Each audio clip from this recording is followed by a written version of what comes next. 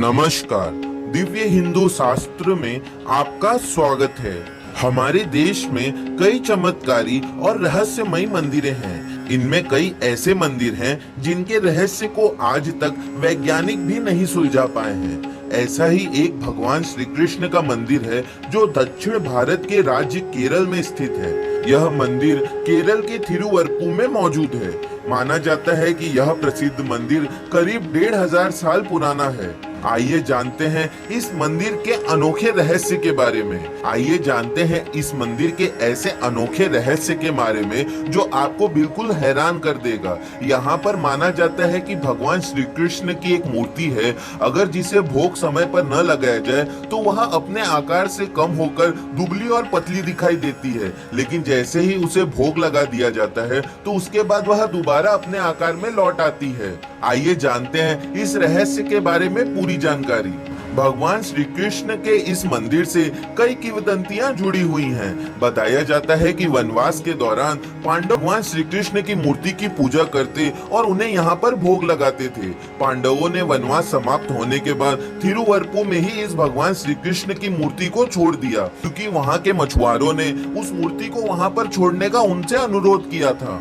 मछुआरों ने भगवान श्री कृष्ण की ग्राम देवता के रूप में पूजा करनी शुरू कर दी। हालांकि मछुआरे एक बार संकट में घिर गए तो एक ज्योतिष ने उनसे कहा कि आप सभी पूजा ठीक तरीके से नहीं कर पा रहे हैं। इसके बाद उन्होंने भगवान श्री कृष्ण की यह मूर्ति एक समुद्री झील में विसर्जित कर दी।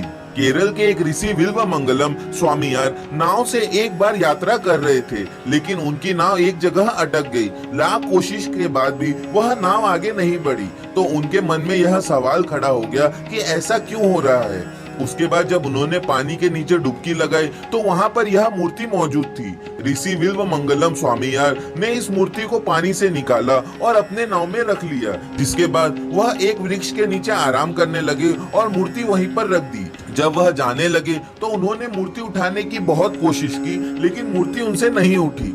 इसके बाद मूर्ति को वहीं पर स्थापित कर दिया गया।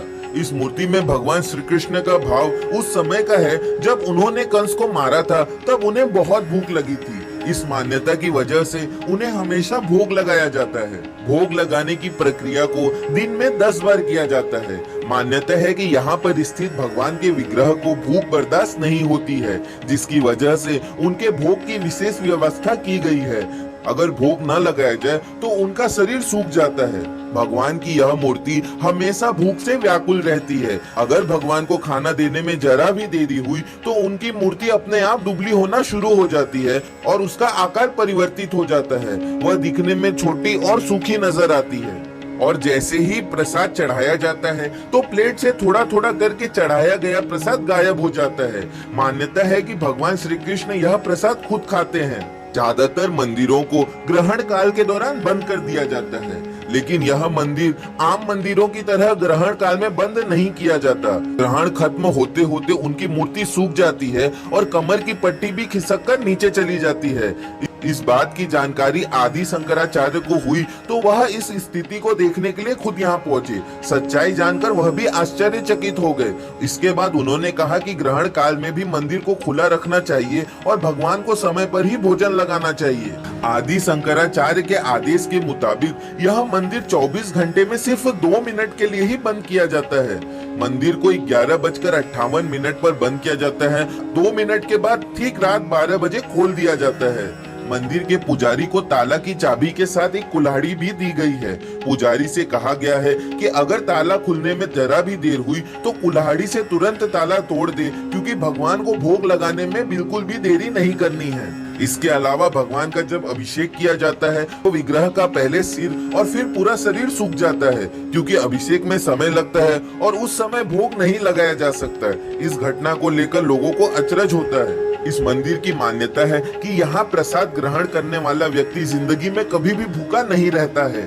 अगर यह वीडियो आपको पसंद आया हो तो इसे लाइक एंड शेयर कर दें और इस चैनल को सब्सक्राइब कर दें। इस प्रकार की वीडियो रोजाना प्राप्त होती रहेगी। धन्यवाद।